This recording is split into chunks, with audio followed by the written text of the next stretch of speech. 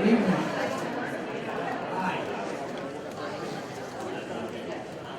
name is Angelo Bianco. I'm a managing partner of Proctor Partners. We're a locally based real estate firm, and among the assets we own is the Boca Raton Innovation Campus. I want to tell you that I'm extraordinarily happy to be here. One, and the most personal reason to me is because I'm a huge nerd, and this is like the coolest thing ever. And when I was a kid in the 70s and 80s, we didn't have anything like this. We didn't have personal computers when I was a kid, and the internet was something that we couldn't even conceive of unless you were working for the Department of Defense at the time. And now the world's changed, and you, the younger members here, have the ability to dream about anything, which we did, well, that's fair enough, but we couldn't do much with those dreams comparatively.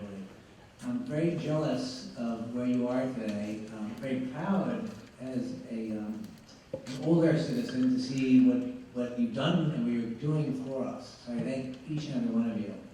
I'd like to also thank Mickey Zitzman, who has done a tremendous amount of work to pull this off today. And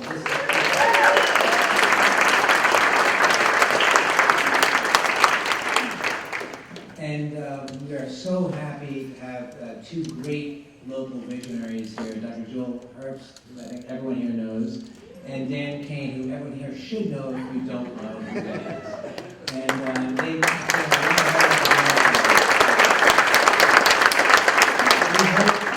hope that this will be one of many forward progressive thinking events we have in our community. And I thank you again for attending. I'd like to introduce the host for the event, an alumna, I think I see that right by my Latin, it's a bit rusty, Gianna Caserta, who will be moderating this discussion today. And everyone have a wonderful time.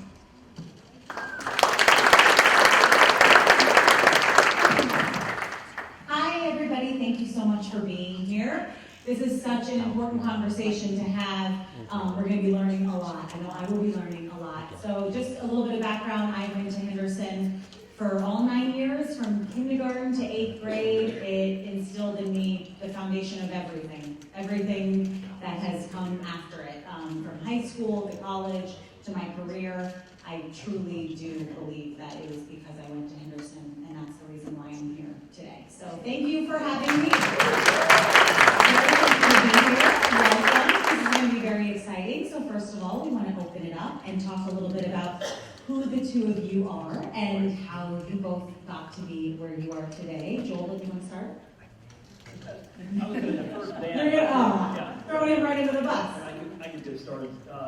First of all, I want to thank the faculty and staff of A.E. Henderson, FAU High School, who are here today.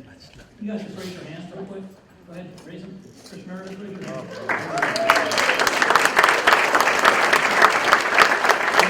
When people talk about success in public education, the secret sauce is the faculty. Though I sit up here and play the piano, they spend 7 days a week building it. And so I'm so appreciative of the faculty and staff there. They are truly committed to excellence each and every day. And the byproduct of that is kids who get a tremendous education. So a quick history on where I've been. I started around 1989 as a teacher. Taught for a few years, American government and economics, then became an assistant principal, director, and then an area superintendent in the Broward County school system. About 9 years ago, I arrived at Florida Atlantic University because it was a tremendous opportunity I just couldn't pass up. It was an opportunity to take a blank slate or a blank canvas and really paint a picture of what public education can be, given the movement towards STEM and the focus on higher education as it relates to the needs to prepare students for the jobs of the future that many of which we haven't even discovered yet. So kind of worked my way through that. Family history, my mother's had been a teacher for 44 years. Brother served in the military. He's finishing up a 35-year career, so public service was important in our family, and this was the path that I've taken. So that's pretty much what's brought me here. And then with the support of Dan, all these neat toys and projects and student experiences that you see here, they're a byproduct of a very generous family. So we appreciate the Kane family very much for their support. Thanks, Joel. we just get to create and play with toys. But quick version of sort of how I got here. So first of all, I'm local. I grew up here in South Florida. I'm a proud product of Lakewood High School, just up the road a little bit. And this was always home, and so I'm delighted to come back home. When I was away for college, I went to Cornell University, and while I was there as an undergrad, I founded a company called Blackboard, which at one point powered most of the universities, not only in the country, but in about 120 other countries and in over 20 languages. And that was a fantastic experience to go from a dorm room startup to raising capital, eventually taking that company public on the NASDAQ, and then continuing to scale that company while we got to impact education, specifically higher education, all over the world. And as an entrepreneur, that's the type of thing that drives me, is doing something impactful, changing a system, and in that case, education was what I thought was one of the most challenging systems to transform, and doing it, and using some unstoppable force, this new thing, the internet, which ended up obviously working and becoming quite powerful. Fast forward just to the end of Blackboard, moved my family back to South Florida, and when we moved here, we moved locally. Myself, looking at sort of education, wanted to find out what were the options, both private and public, and obviously discovered Henderson, where all three of my children, go to Henderson or FAU High School. And I couldn't have been more delighted with the quality of the education and the curriculum. But one thing I had noticed was that the lab school program, there are only a handful in the state of Florida, made it very tricky for them to actually do fundraising. And so one of the areas that I was very fortunate enough, as I got to know Joel, was to be able to take and create this Kane Institute, where the dollars are the easy part, if you will. The hard part is the faculty, the staff, the creating the programming, which then unlocks the opportunity for these students to do some of the amazing things you see here, and so much more that we couldn't even bring in and show you. One of the things about education that I always found is interesting is the rate of change, of technological innovation, especially in STEM, is happening so quickly that it makes it very challenging to teach specific skills, because those skills become not only perishable. By the time, if you're learning a programming skill in elementary or middle school, by the time you've graduated high school or college, that particular language is unlikely to be still used. However, the process of going through and learning how to learn a programming language, how to compete with your peers in a competition, how to explain to a group of adults what it is you're doing, those skills are the most important and the most marketable skills someone will have the opportunity to do. So even if these students don't end up in the STEM field, and I do hope that they do, because the need is tremendous, they are learning some of the most important aspects of their entire educational background. So I'm delighted to be here. I'm incredibly enthusiastic to see such a great turnout in the room, because it takes more than just a school that wants to create great programming. It takes more than just funding to be able to build buildings and sponsor programs. It takes a community of active and interested parents, of business leaders, and of just the local community to see what is their local school about. What is this institute all about? So thank you for coming and spending a little time with us.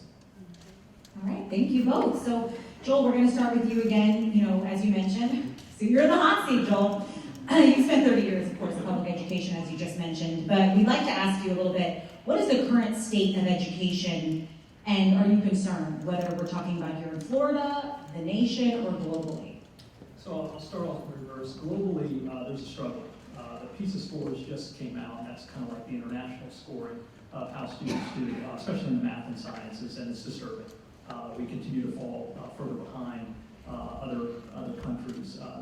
Interesting research has come out recently. In fact, the Wall Street Journal did an article recently on it, that they're pinning the success of students based on socioeconomic status. So the countries that are doing well are countries that do well socioeconomically, and those who are falling behind have larger populations of students who are of need. So globally, the competitiveness continues to drop, and that needs to be addressed in a hurry. In the state of Florida, we're making great strides. Graduation rates are up across the state. The governor has committed to a living wage for our teachers. When that passes the legislature, it'll make teachers in the state of Florida the second highest paid in the United States. And there is no more important methodology to attract folks to this field and to retain the high-end folks that we have than to pay them a wage that keeps them there. So attracting and retaining teachers is critically important. That's what's going to move your student achievement across the continuum. So globally, some significant concern, especially as Dan said, Moore's law is alive. Technology is multiplying exponentially.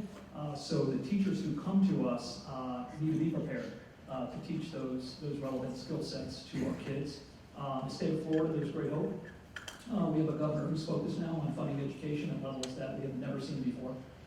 Both in teacher salaries, but also in the base student allotment. So the amount per student that we're going to receive to educate kids is going to go up. It's projected at about $50 a student, which is a real significant increase. So pretty pleased with the path that the legislature and the governor is taking. I think they're on the right path, and I think he's focused on creating opportunities for kids. So it's a good message of hope, especially in the state of Florida. But I'm curious, and this is the audience participation part of my show. Show of hands on those global rankings that Joe was referring to. How many of you think the U.S. is in the top 10 in the world for math or science? Right. So this is the most powerful nation in the world. This is the largest GDP by a lot. Top 10. So only a few. Top 15. Nope. Top 20. So hand starts around up top 20. 25. 30. We're 39th in the world. 39th, I think, in math, and 36th or 35th in science. So you're talking about a country which was the envy of the world in education, still is the envy of the world in higher education. But when you start to actually look at the data, specifically looking at our wonderful institutions of higher education, you will see that the overwhelming majority of students getting STEM majors in higher education are international students, and the majority of those students will actually go back to their countries. So it's great that we are educating the world. I think that's a beautiful thing.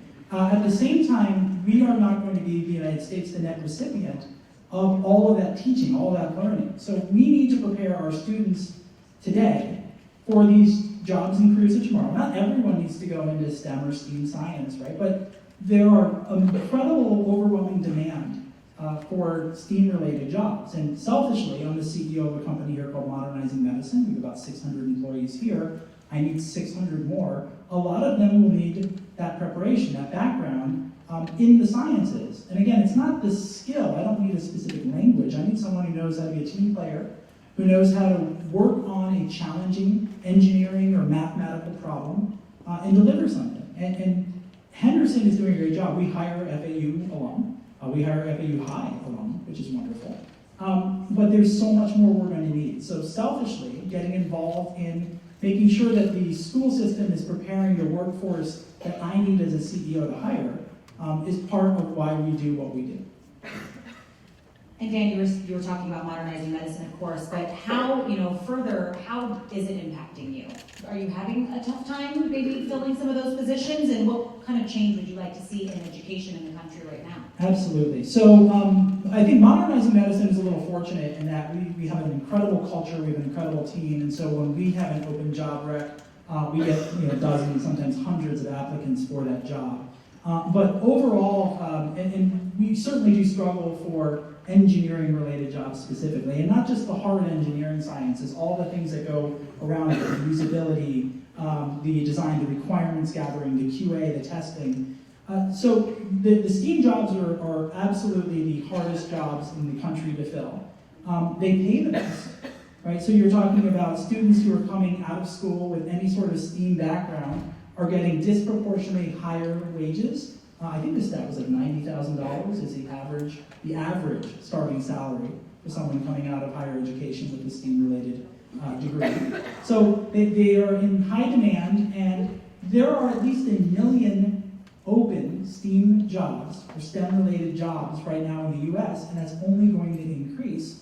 And we are not doing enough to produce the talent pool needed to fill that. So Modernizing Medicine is a very fortunate company because we've been able to attract so much great talent. But the demand is not just for ModMed, it's for all of these great companies that are in South Florida.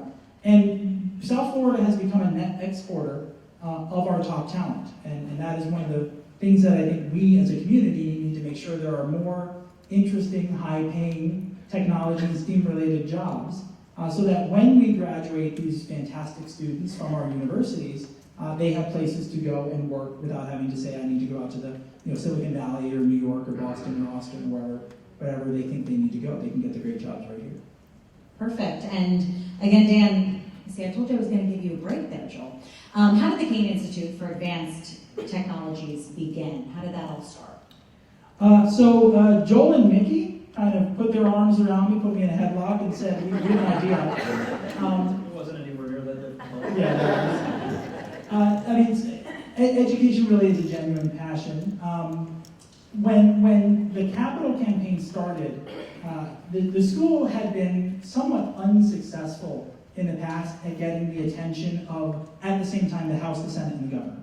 I think we've always had the support of the governor. Governor Scott before, there's Governor DeSantis now, have always been bullish at what A.D. Henderson and FAU High School were creating. But it's very hard, because it's a lab school, it's not your traditional educational institution. For them to build a building, it needs the agreement of the House, the Senate, and the governor, which is not an easy thing to do. And one of the things that Joel and Mickey had said early on is if we can demonstrate a community commitment to Henderson and FAU High, and show that this is a public-private partnership of corporations, of philanthropists, and the state, I think we'll have a much better shot at rebuilding not just the physical buildings, which are great, but I don't think they've changed since even you were there in kindergarten. These are buildings that are in desperate need of repair and replacement. But my personal interest is not about putting my name on a building. I want to see content. I want to see programming. And the genesis of the Kane Institute was already there. Whether it was the underwater robotics program or the drone leagues or the Lego robotics leagues you saw out there or some of these amazing FRC and other robots that do these competitions, these were taking place, but they weren't funded at the level they needed to be funded. And so when Joel came to me and said, hey, I have an idea, we're looking for a lead donor to start this capital campaign, and we don't need it to necessarily be about a building, it can be about content, it can be about programming. I said, fantastic. I want to really get behind some of these STEM-related activities. Matter of fact, I wanted to have all of the STEM activities under this institute umbrella. And then I want you to really focus on the minorities and women in science and mathematics.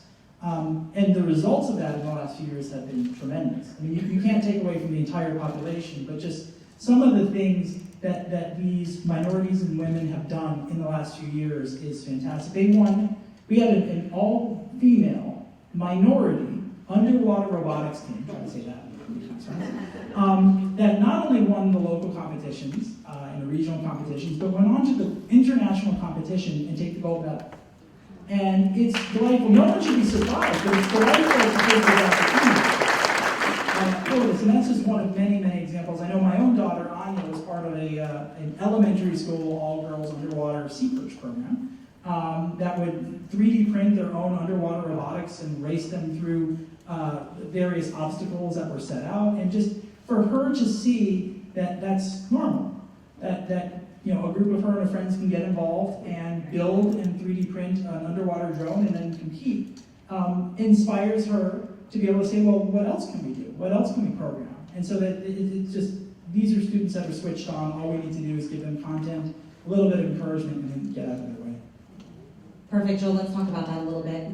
As far as the Kane Institute, A.D. Henderson University School, and FAU High School, what are we doing to address those concerns and leading the way in education? It starts with hiring great faculty, committed faculty who are excellent at what they do. So I'll talk a bit about I can go anywhere with this, but first of all, I'm going to invite Dan to lobby with me in Tallahassee because he's got this down. I have to convince. Excellence in faculty, and then providing them resources, which Dan and his family generously do, and then outcome, right? So what's the output, and where are we going next? So Dan kind of gave you the rest of the conversation, but it started with a lunch about 8.5 years ago. I asked Dan to go out to lunch with me, and basically I was at a point where I'd spent a long time in public education and knew we had a broken model, and it needed to be fixed. But I didn't know what he needed, and when I say that, I don't mean him specifically, but I mean businesses, science, technology, engineering. As a public educator, I read public education stuff, or I used to, and I needed an inside view of what is it that you need us to produce. What are you looking for in hard skills, soft skills? What's the notion of what we should be doing? And after a long conversation, I knew we were completely on the wrong track. I needed to rebuild the STEM program. So had a willing faculty who you don't often find in the public school system, but a faculty that was willing to pivot. Hired a few people. Alan Phipps is one of them. He's probably outside. I don't see him here. Yeah. So Alan is an Einstein fellow. They don't grow those on trees. So we captured him, and we were, at that point, 9 years ago, we were teaching science out of a Scholastic magazine, probably stuff that we grew up with. And it was two-dimensional and not a whole lot going on. It was pretty sad state. Fast forward to today, and Dan hit this point really well on minorities and female and STEM fields. We got Trisha Meredith on board, and Trisha got Alex on board. Trisha, Alex, you can wave so everybody can see who you guys are. So they start the STEM program, they start a research program. Let me tell you how dynamic this research program is. You won't find it at many undergraduate universities. So 30-something kids are published in peer-reviewed journals. Very difficult to do. One in the New England Journal of Medicine, one in the Journal of Leukocyte Biology. These are high-end, very high-impact journals. And these are 17-year-olds, right? So when you get kids an opportunity and they're passionate about solving problems that concern them, not us. So project-based learning, focused on what do you care about, and then support them with PhD folks and say, get them mentored and get a facility that can teach them. The sky's the limit. I mean, the impact you make is incredible. So when Dan comes along and says, programmatically, I want to be the force that supports this program, he says it's the easiest part. For us in public education, that's the most difficult part. Right? So as a taxpayer myself, I'm like, why are you asking me for money? I pay my taxes, and therefore that should support the school. But when you're in a school that's half a century old and no mechanism to fix it, you need folks like Dan to come in on a capital campaign and make this work for kids. So the outcome in the research program, but the outcome in other programs, Jenny O'Sullivan is probably around here somewhere as well. So that goes throughout the school. So it's embedded throughout the school, green screen, augmented reality. We can go on and on. Robotics isn't tough enough when it's terrestrial robotics, but our kids do it underwater. We want a little extra challenge. There's a project sitting over there that was built by a 5th grader that is what looks like a bottle rocket, but it shoots pretty high in the air, and then it reaches apogee, it opens up, and a drone pops out, scans the Earth's surface, takes a sample of what's going on the Earth's surface, and then brings it back for students to study. And he's in 5th grade? 6th grade. Right. So how does that happen, right? So first of all, kids, unlike adults, don't understand no. They just figure they didn't ask the question the right way. So if you're parents and you have kids at home, you know what I'm talking about. No is not the final answer for a child. For adults, you hear no, you're okay. So as a child, you hear no, it speaks to them as we need another iteration of what I did that didn't work. So failure is the path to success. So when you have great faculty like that, and you recognize, as Dan said, ultimately so, we're only producing 20% of the programming needs of this country is coming out of our universities, 20%. That really creates an issue where you're no longer globally competitive, right? Because you've got to get the talent somewhere. So what the tech companies do is Dan sets up a great culture, and there's some really smart folks out there that want to come work for Dan, so he takes it. So what our goal is to grow our own. And as Dan said, students from Henderson and FAU High School, Modernizing Medicine. One of them is a female accountant who was #1 in the accountancy exam in the state of Florida. So this type of synergy you really can't put a value on it. And that's why events like this tonight are so important, to let the community know what's going on behind closed doors and seek an understanding of the importance of leaning into public education and making a significant difference in the lives of kids. Perfect. So Dan, we want to talk about you a little bit. What impact would you like to see the Kane Institute have, not only when we're talking about Henderson or FAU High School, but locally and then nationally and beyond? So we'll start with locally. I think it's had a nice impact. It's funded some great programming, and it's building awareness. This was something that when my students started at Henderson, science was part of the curriculum, and they had some of the content and some of the programming, but it needed a pretty big shove. It needed some funding, and it needed some encouragement that, yes, we need to really recruit the type of talent we talked about and then encourage them to really engage. The community has gotten behind these programs. I think building awareness like we're doing tonight in some of the activities that are going on, some of the competitions. I mean, if you think, the three of us on stage are interesting, you should go to one of these like aerial drone competitions or the underwater robotics competition or the science, Olympiad. I mean, these students are unbelievably impressive.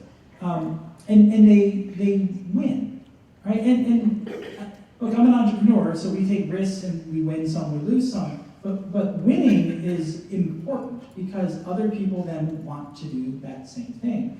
So you're looking at a school that in that 8.5, 9 years has produced, some of America's top young scientists. It's produced one of Forbes 30 under 30, happens to be his daughter, but I think that independent of that, Really takes after her mother. Since her mother's in the audience, it's pretty important for me to say that. You're talking about a school that is getting, international notoriety for the type of programming it has, and I'd say what's important from my perspective is setting that as a model for replication. And I don't know if it's actually written into the charter of a lab school to do that, but certainly Joel and the team invite STEM teachers from the entire state. They hold workshops I know Broward County has them, and I'm sure Palm Beach County gets involved.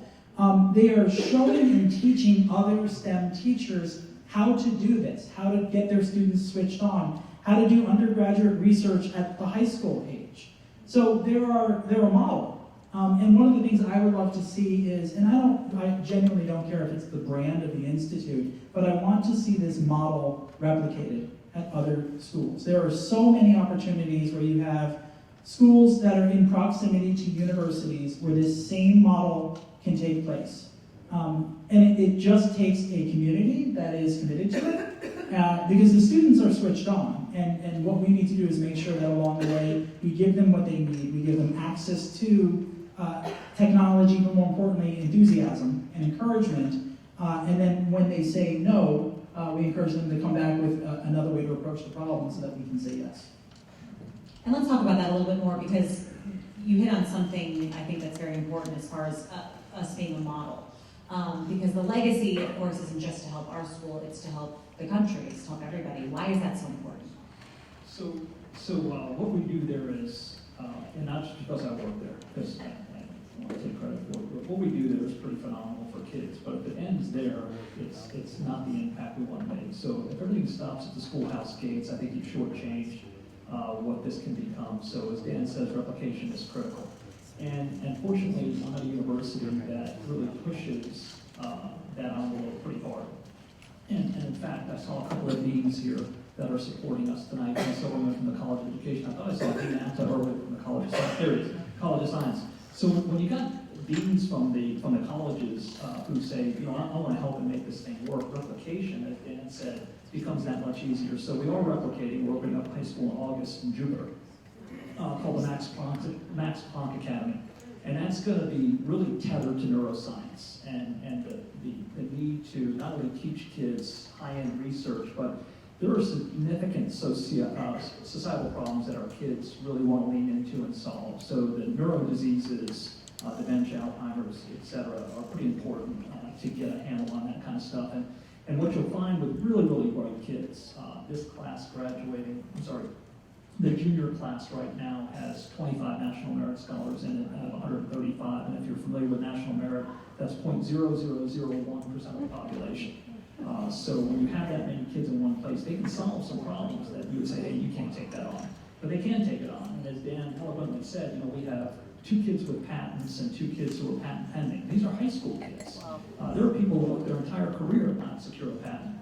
One patent is on a leaf that changes CO2 to O2. We have another patent pending on an antimicrobial bandage, and that's just the ones that are filed. I'm sure there'll be plenty behind that. So replication is the key, and as Dan said, and my teachers will attest to, there really isn't many days during the week that we're not having a tour of that place, whether it's superintendents, school board members, scientists. We've had foreign countries there: Egypt, Finland, Netherlands, China. So it's about reaching beyond that, and it's about giving kids a phenomenal opportunity. We had a group of kids shark tagging not long ago. We have another group that came back from the Galapagos. I think they were there for 2 weeks. We have 20 kids leaving to Beijing, China. Sherry Beese, who's the director of the school, is shaking her head now because it makes her very nervous when we send these kids out on field trips. And me as well. So 20 kids that are going to be doing terrestrial robotics in Beijing. And as Dan said, we're not going to participate. Right? Those kids go to win. We come to play, and our game is we want to be number one in everything we do. And the kids hear it from me, we're here to win. I want you to have a great experience, but the goal is you got to bring back some hardware. In the form of trophies and things like that. So they get it. And so why not, right? So the world's a pretty competitive place. And every workforce you're in, I don't care what you do, you're competing, either with somebody on staff or somebody or another company. And so they need to be equipped, as Dan said, with both hard and soft skills and the ability to articulate and advocate their position. So we hope we kind of ball that all up in 12 or 13 years and send them on their way. And Joel, we talked about this, we touched on it a little bit. Dan's support has helped the schools, of course, the first capital campaign. Where is that initiative now, and how is that going? So Dan has, as he said, has really led that campaign, and it's been a terrific shot in the arm to get the thing off the ground. But I'll also say this, we have a faculty, and I keep going back to the faculty because, gang, I got to tell you, without them, this stuff doesn't happen. 100% of our faculty have given to that capital campaign. And these are teachers, right?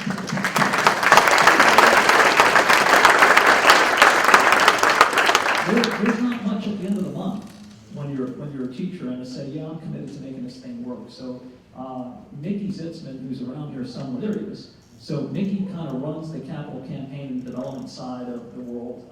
We kind of do the tours together most of the time. So it's a $50 million capital campaign. We've got about $27 million in cash right now. Our expectation is we'll break ground probably October 1st. Coming up, we're really in need of a great legislative session, and feel like we're going to be there. And as Dan said, the governor's visited the school several times. So has his wife. House of Representatives Speaker Sprawls, Chris Latvala, the key players who really want to make an impactful change in public education in the state of Florida have been there, and they get it, and they want to replicate it. And as Dan said, anywhere there's a school and a research facility, whether a university or an MD Anderson or a Sloan Kettering, we should stand one of these up and get those kids engaged as quickly as possible on solving life problems that are facing us here in the United States. Let's talk a little bit about the Kane Institute as far as the facilities, the new facilities that are going to be in place, and where is it going to be located? Yes, great question. So the Kane Institute right now was built out of a hallway with a glass wall, and then we punched a hole in the wall to the chorus room. You took the chorus from me. We still have the chorus, thanks to Jerry. So punched a hole through the chorus room and built a garage door, and that's the Kane Institute. So it shows you, even though we're half a century old, you find ways. And when you got Dan Kane behind the Kane Institute, there is no shortage of, hey, we can't work around these barriers. You work around the barriers. So that's where we are now. Where we're going is completely different. And what the struggle is in public education or any education, it's really tough to teach tomorrow's skills in a building that was built 50 years ago. There's server issues, there's cloud computing issues, where you've got intermittent electricity, there's a variety of issues at the school. But teachers seem to overcome it, and we don't get any complaints from kids or parents. It's like winning the lottery to get there. So we're pretty happy where we are now, but we're going to be even more happy when we get to the new facility. Why? Space is important. We can't stretch the building anymore, and have the infrastructure backbone is critical. for the programs that we offer. Just to brag on the school, because Joel didn't do this, it is the number one lab school in the state. But if you look at the national rankings, the niche ratings, it's the number 9, I believe I got that right? Second elementary school. Number 2 elementary. And middle school, right? Number 2 elementary, number 9 middle. Thank you. There we go. Number 2 elementary school in the nation, number 9 middle school in the nation. And our high school isn't ranked because they don't know how. That's a true story. So every time Newsweek comes out with the world's best high schools, I probably get a dozen calls and saying, what's going on there? And you guys are phenomenal, aren't you ranked? The reason we're not ranked is Newsweek and some of these other rankings for high schools uses advanced placement courses as the denominator. So how many kids are taking advanced placement courses, how many kids pass advanced placement courses. We don't have advanced placement courses. Our kids leave their freshman year, walk across the street to the university, and they're getting bona fide college credits. So many of them leave about 110 credits. We've had 36 graduate from college before high school. And debt-free. And debt-free. So the students they don't have to pay because they're getting their high school credit, but they're doing it while they're at college, learning and participating at a college level, and not having to pay for the privilege of getting their FAU degree, which is incredible. So again, this is a model that we want to see replicated and can be replicated, but it isn't done. I don't think there's a single ranking of number of students that have graduated with their bachelor's prior to walking in high school. Doesn't exist. How does that help your company, Modernizing Medicine and other technology companies like that? So the age doesn't help us. Like we really don't sort of look for, hey, we want to find that individual who's graduated with their bachelor's at the time they should have graduated from high school.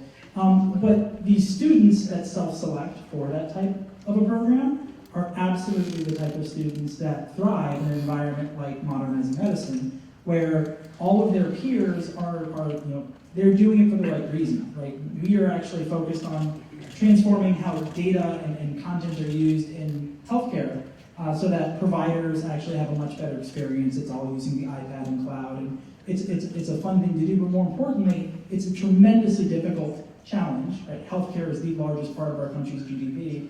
People don't go into healthcare technology because it's easy. People get into it because it needs to be done. It's really hard, it's really challenging. So the types of students that select for an AD Henderson or an FAU High, the students, especially at the FAU High level, there is no amount of parental willpower that can make a student successful there. These students have to be able to do it on their own.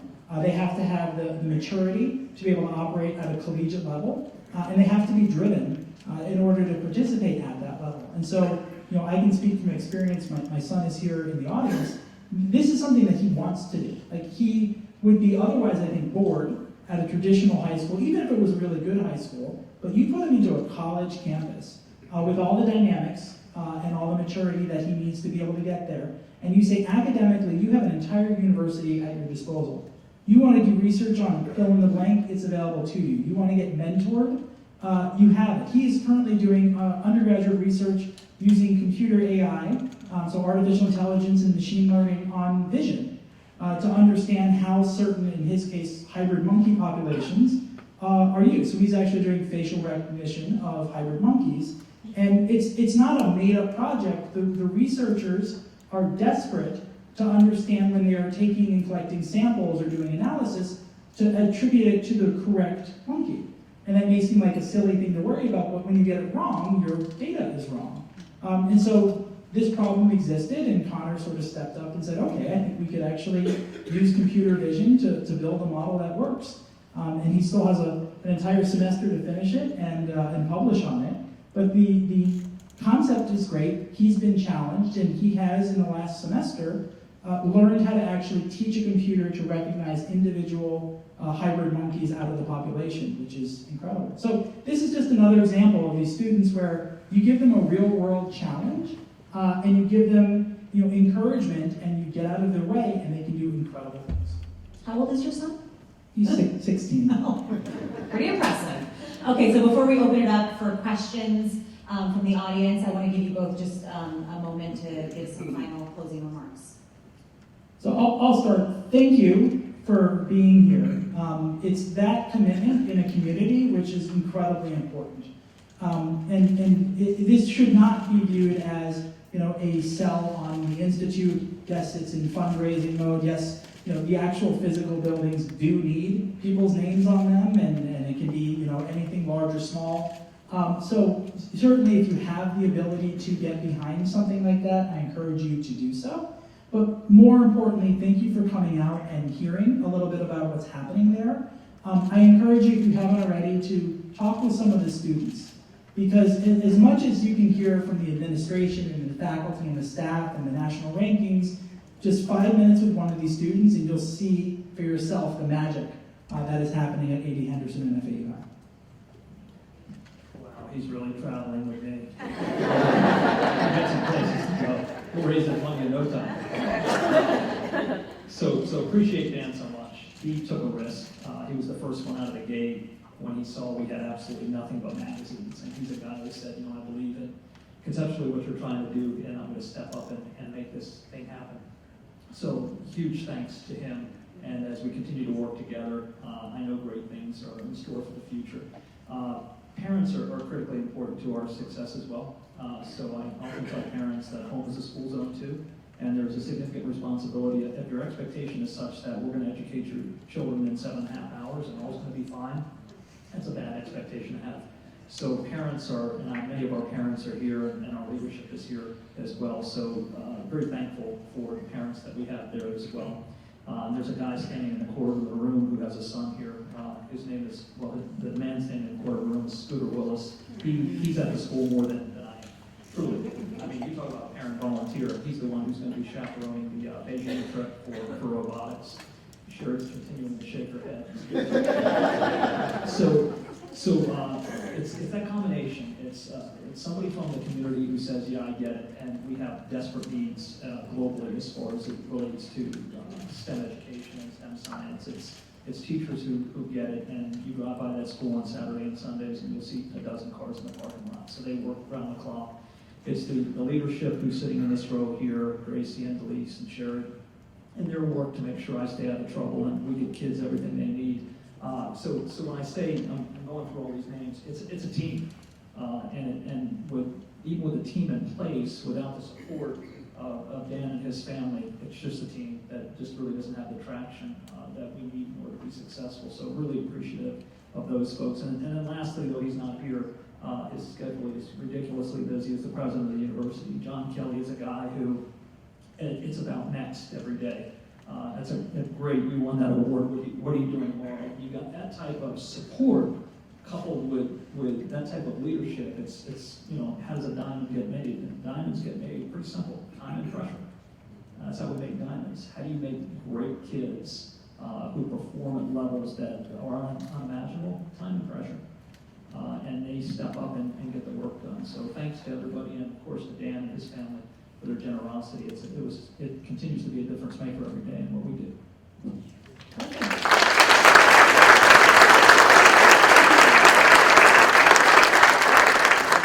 All right, so we're going to open it up now to the audience. Oh, quick one there. Same question I asked you, Joe, when you were giving me the tour. How do the faculty stay up with the students? Yeah, so that's a great question. I have the dean sitting here. But this is an issue nationwide, right? So typical education institutes, those who produce teachers, you get a bachelor's degree, you're there for 4 years, and then your continuing education is a couple of classes or you read a couple of magazine articles and write on it. So how do you get teachers to a level that when you're working with what I call digital natives, and I didn't coin that phrase, so how do you keep teachers up to speed? Well, Sherry leans in and Kimberly's back there, who also provides PD for our teachers, and Connie, they identify the gaps from a variety of different mechanisms. Some could be test scores, some could be just conversations with students, some could be, teachers want to get better at their trade craft. So Sherry works with the staff. Our entire elementary school goes to Columbia University, where our dean is from. And they spend a few days there learning how to get better at their trade craft. We have teachers that travel all over the United States learning how to get better at their trade craft. And then we bring in experts like Dan. That meeting years ago when I first met Dan and said, let's go get lunch. I had no idea what corporate America needed. He does. Twice, both at Blackboard and now at Modernizing Medicine. So I'm smart enough to know what I don't know, and wise enough to get those who are in these places, as far as in the front row in these places, to get the skill sets they need in order to engage these students at a very high level. Sir? How do you, or how do you stimulate and involve the younger population of the school, the kindergartners, first graders, into STEM and get them interested? Yeah, that's a great question. It starts with faculty who's willing to do it, right? So Jenny O'Sullivan, and that spreads out to the rest of the faculty and staff, where they're doing coding in kindergarten, drop and drag coding. By the time they get to first grade, our all-girls coding team won the state championship in coding. So it's about providing those opportunities, and then allowing the student to own it, right? So we want them to know and understand that this is their project, that the success or failure on this is going to be based on a collegial team, and that we want you to be successful in what you do. So interest high is very, very important. It's very difficult nowadays for a kid to open up a textbook and get excited about reading off the page. So you have to do things like augmented reality, virtual reality. You saw the sandbox out there, which is a new addition. James Nance's classroom is like the primer for all things robotics and drones. So it's about giving those kids the opportunity. Then Sherry started something that was beyond my understanding about what she was doing, called the Spec Program. And I don't know what the acronym is, but I'll tell you what it does. It provides kids an incredible opportunity to get their hands on. So students are typically locked in a schedule, 5 periods, 6 periods, 7 periods. She created a rotation among all the STEM stuff, so that no matter where you are, if you can't be there after school, if you can't get there early, you can get engaged and involved and get excited about education. So again, it's project-based learning. The student drives it. I'm interested in solving coronary artery disease, or I'm interested in a bandage that stops the spread of bacteria, so you don't need to spend extra days in the hospital. So these are near and dear to the students' hearts, and then you get these mentors that come around and say, we think we know somebody that can help. So we excite kids about what they're interested in, not what the adults are interested in, because those are snoozer ideas, right? And when you show up to the lab, and Dan makes a great point, talk to these kids, and you see some of the projects, certainly not all of them, this isn't exhaustive, but it's a good stat display. When you talk to the kids who are around these projects, I'm amazed every day. It's the best job I've ever had. So my kids are now grown, but I can remember when we were in Northern Cal, when they were in high school, the school got rid of valedictorians, so there was no, you're not supposed to give a kid, one kid over another kind of recognition. It sounds like you're really pushing the kids to actually execute and to perform. I mean, that's kind of your model. Do you see any risk in terms of how they're addressing the pressure and so forth that goes along with all of that thing? You see so much in the society today is about kids are stressed out and they've got too much this and too much that. How does that translate? Yeah, so that's a great question and a great point and a blind spot for me, to be very honest. I really didn't address that. I just said, my response to kids who were struggling was just work harder. Right? And so a student would say to me, Dr. Herbst, Dr. Herbst, I'm underwater. My response is build a longer snorkel. What are you talking about? But I was wrong. Dead wrong. We have the highest teenage suicide rate this country's ever seen. So Sherry again steps in and says, we need to do stuff.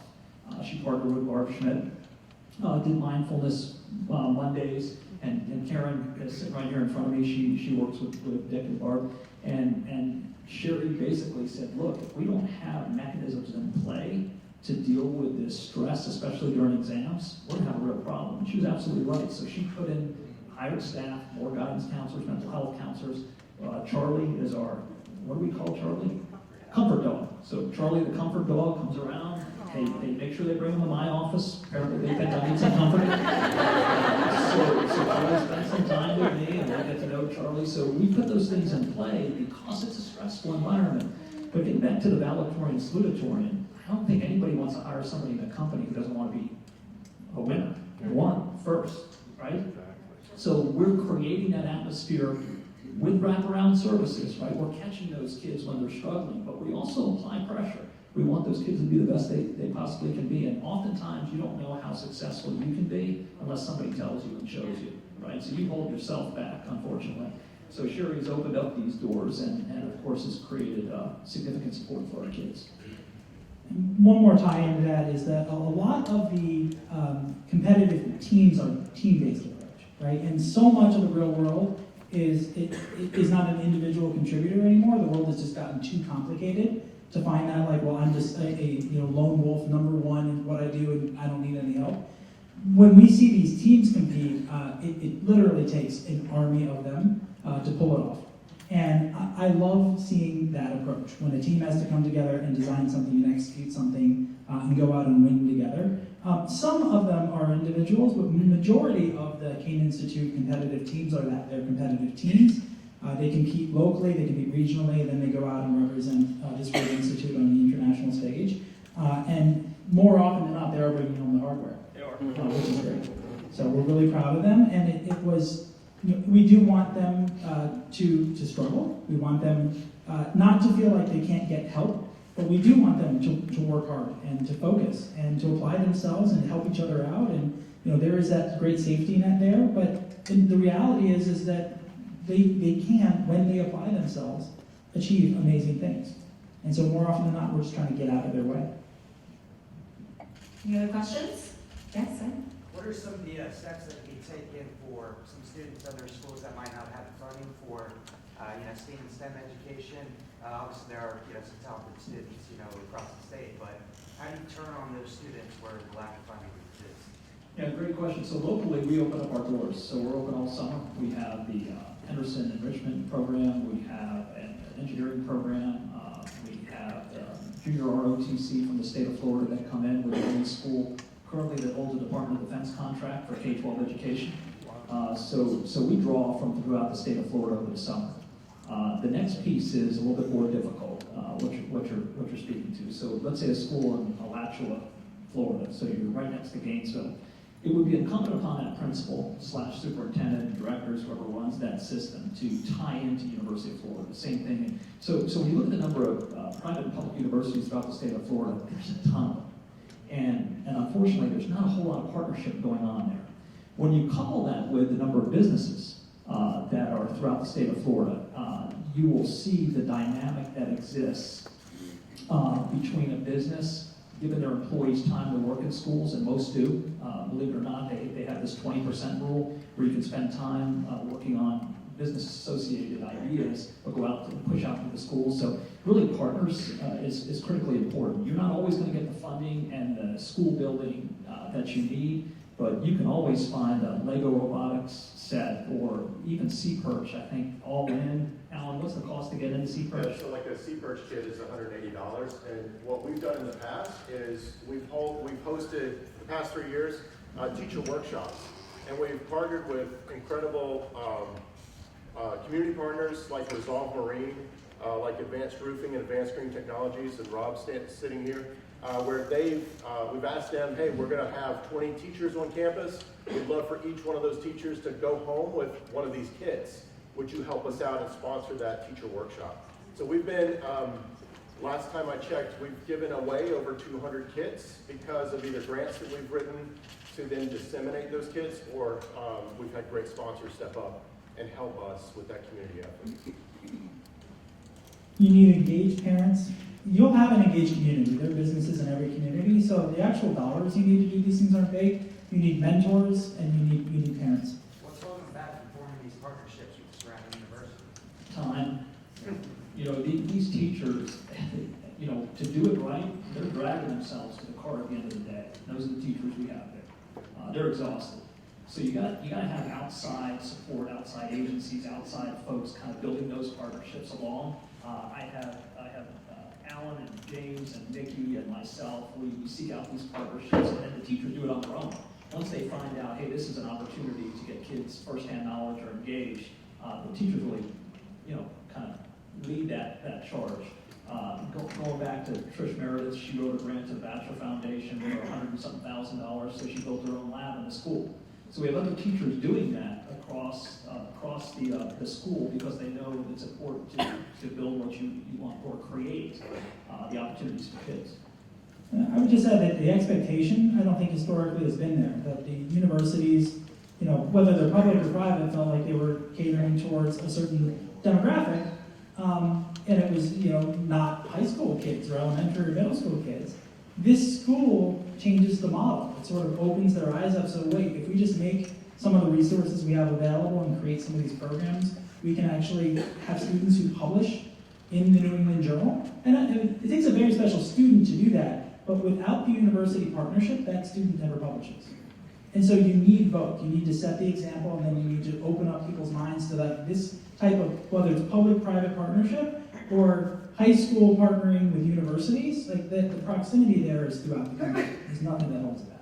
And the alternative is so distasteful, right? So here's what we know statistically, that a third grader who's functionally illiterate will be functionally illiterate the rest of their life. Right, so think about that. You're in third grade and you've got 3 strikes, and you haven't learned or seen anything yet. So to engage with all the resources that are at your disposal to change the path, to pivot that kid's path. Because the other thing people don't know about us is some people say, well, that's kind of like a private school. But we're a Title I school. Over 30% of our kids are on free and reduced lunch. So, and they perform just as well as all the other kids. They're just strong kids. They work hard. They understand the expectation and work academically to do that. So if we don't lean in, the PISA scores that Dan opened with are going to get worse. They're not going to get better. And so does, and everything follows that. Global competitiveness, economics, etc. Sir, you had your hand up. Yeah, I just wanted to say that, seeing all this and what Dan and the university, school, and Henderson is, and Dan and his family, Deb's gift is done is just amazing.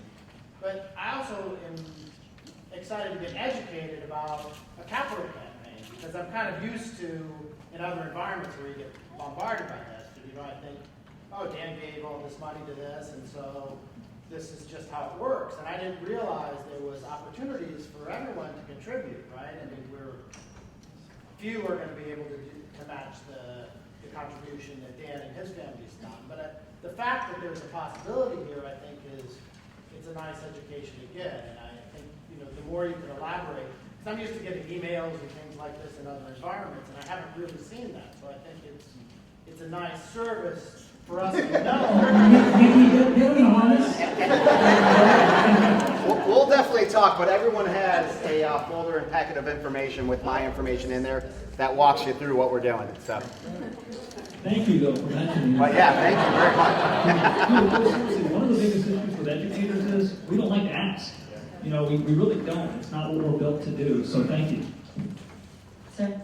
How big is the high school program now, and how big do you expect it to be when you get the facility that you want? So we started the program with 7 students, and that was probably a dozen or so years ago, a little bit more. We have 608 now, and we won't grow much larger than that. It's just about scale. So we've scaled it as high as we can, and then we're going to pivot to Jupiter and other places to replicate.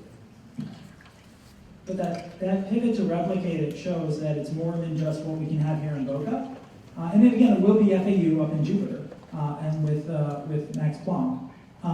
But it's showing that you can build another type of high school partnered up with the honors college there and replicate this. And so once you show that, you kind of package your curriculum and your content and your plans. Now other institutions can see with an N of higher than 1 that this is very much possible. Sir? Yeah, one thing I think you've done a great job of is creating a culture of learning. And in my opinion, I think that's something that's lacking in a lot of schools. There are still pockets up in Westchester, New York, places where public education is driven. How would you suggest to, B school in Broward, Palm Beach County, principal comes to you, how do I change my culture to where, not the advanced kids, but just the middle road kids get that sort of culture that, we can all succeed, we can all push, and it's cool to do this kind of stuff. Sure. So Dan, he's a Cornell grad? Yes. Yes. Didn't know if you knew that. So the most difficult part is over when the principal recognizes there's a problem, right? So that's the most difficult part.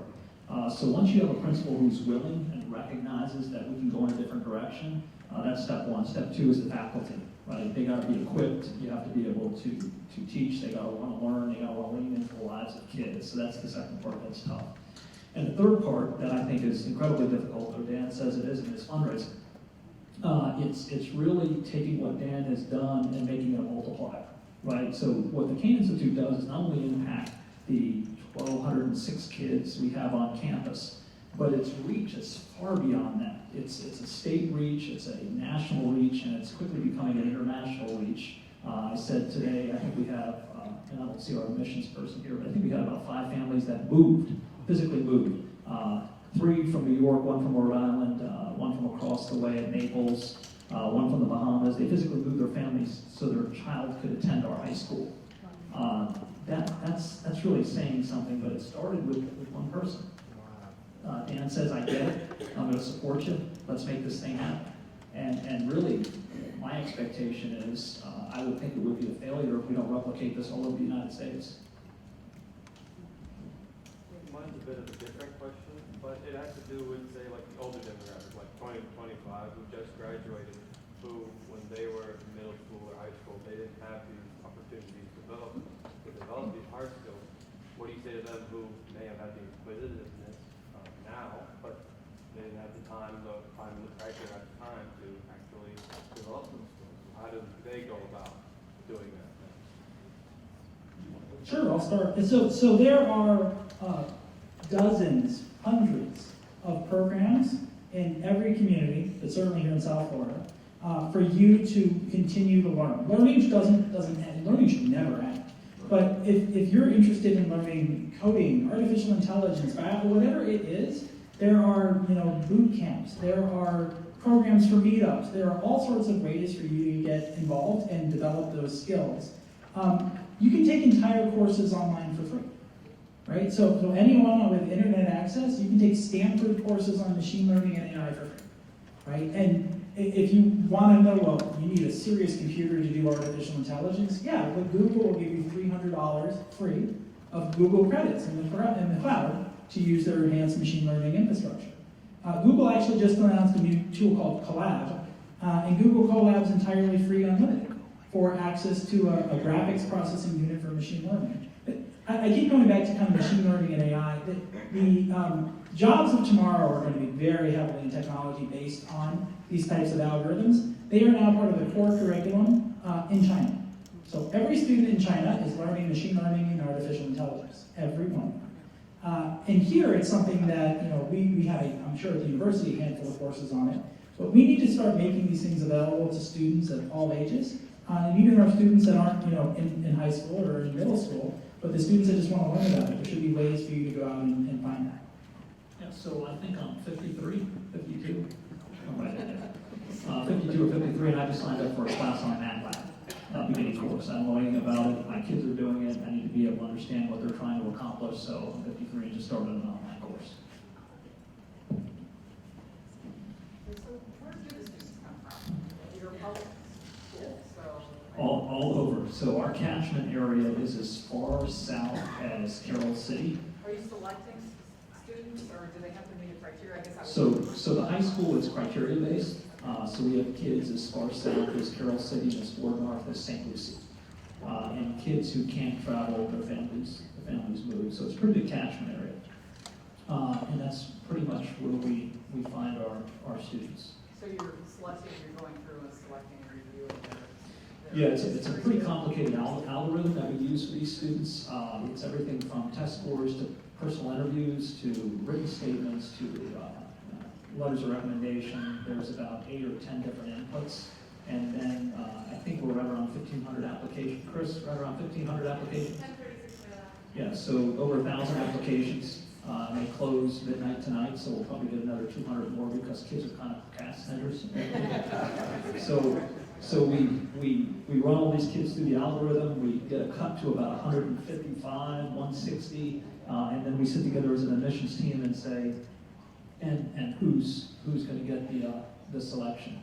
And it's beyond academics. I mean, that's the minimum basic, but we're looking for a well-rounded class. So we have the number 4 fencer in the nation. I didn't know we did fencing in Florida, but the number 4 fencer in the nation. We have a horseback rider. We really want to round out the class in a holistic nature so kids can learn from one another outside academia.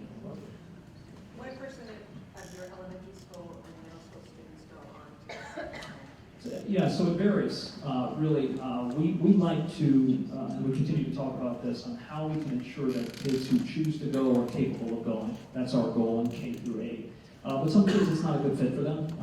So we really, they got to really want it. Oftentimes the parents want them to be there more than they want to be there, and they're just not going to be successful. It doesn't last long. So we really look for that kind of a combination of support and academics and outside activities. Any other questions? I just want to make a comment. I'm a parent of a high school student, and going back to what you mentioned about peer pressure, and back to what Dr. Herbst mentioned, actually my son just, and someone else mentioned something about the kindergarten students, when you're surrounded around children, or classmates that support you, professors like Mr. Phipps would come in at midnight to work with my son. You've got Dr. Meredith, and Scooter actually, Scooter is huge with my son and getting him to where he's been, but they connect you to professors on the campus and the research that he's been able to do, and they support you wholeheartedly. And then that really does encourage them, and they want to do good, they really want to succeed. So and the kindergartners, someone mentioned something about the kindergartners, they see these big kids, the older kids, and older kids come back to help them, and they say, I want to be like them, they motivate them. So it's a full circle. Full circle. Anybody else? Any other questions? One comment. I remember about 7 years ago, you and I went to the United Nations for Women in Education. Everything you said, you're making come true. Congratulations.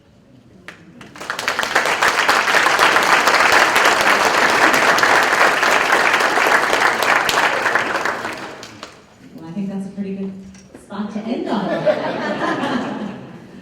We appreciate everybody for coming today. Thank you so much. We hope you all learned a little bit. I definitely learned a lot, so thank you all for being here.